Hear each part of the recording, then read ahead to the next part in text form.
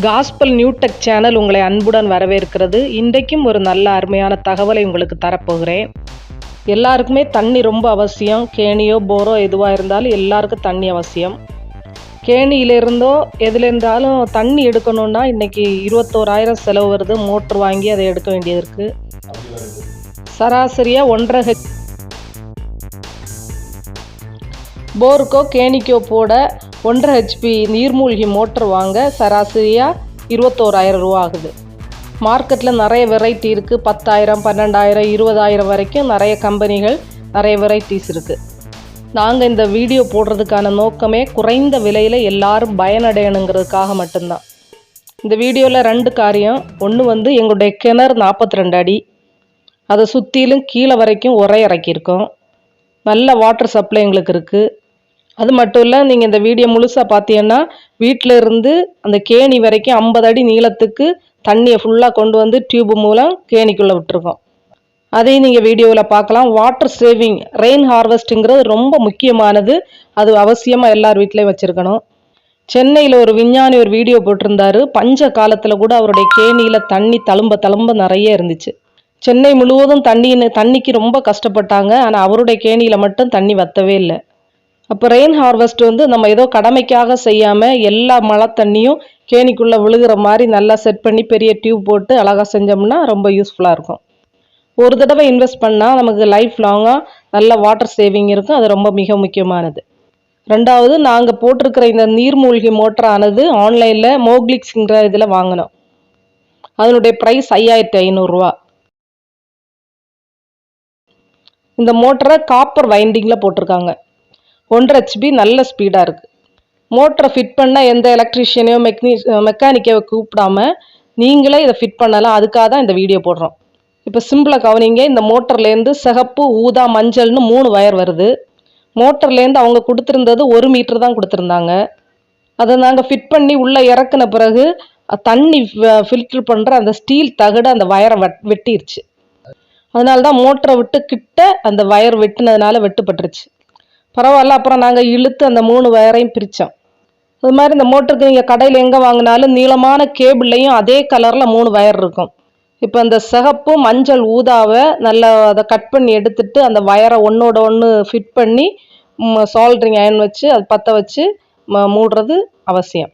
Soldering வைக்கும்போது wire heat ஆகாமல் நல்லா ஸ்ட்ராங்காக மாறும். நம்ம மோட்டரை தண்ணிக்குள்ளே போடுறதுனால சாதாரண இன்சுலேஷன் டேப் அடிக்கக்கூடாது.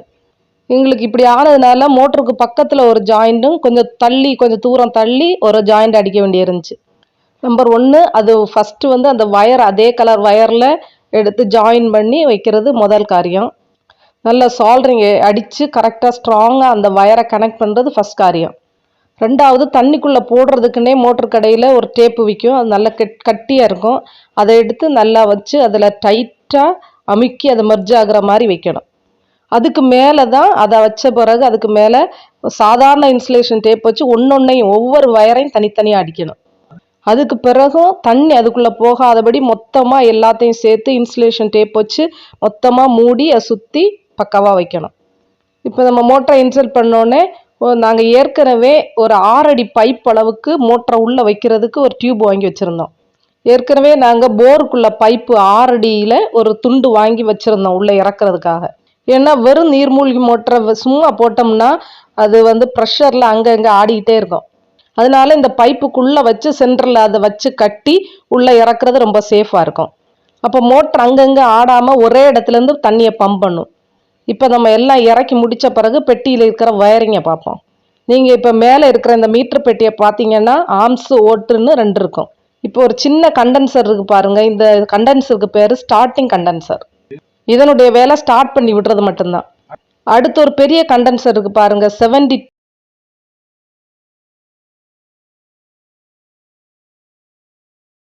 72 EFங்கிறது ரன்னிங் கண்டென்சர்.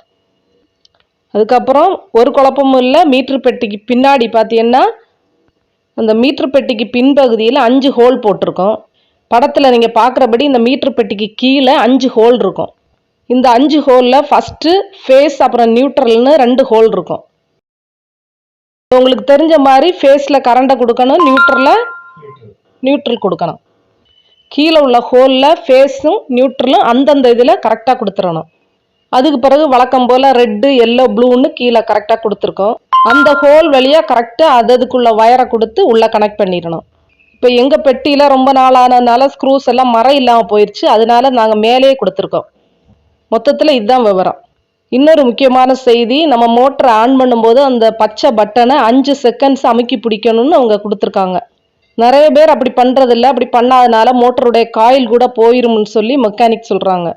அதனுடைய ப்ரொசீஜர் என்னென்னா, ஸ்டார்டிங் காயிலை கொஞ்சம் நல்லா ப்ரெஸ் பண்ணி பிடிச்சிக்கிட்டோம்னா தான் அதுக்கப்புறமா அது நல்லா ஸ்டார்ட் ஆகி அது ரன்னிங் காயில் வந்து ஸ்டார்ட் ஆகி அப்புறமா மோட்டர் நல்லா இயங்குறதுக்கு அது உதவியாக இருக்கும். இதுதான் ப்ரொசீஜர். படார்னு டச் பண்ணி அமுக்கிட்டு அப்படியே கையை எடுத்துடக்கூடாது.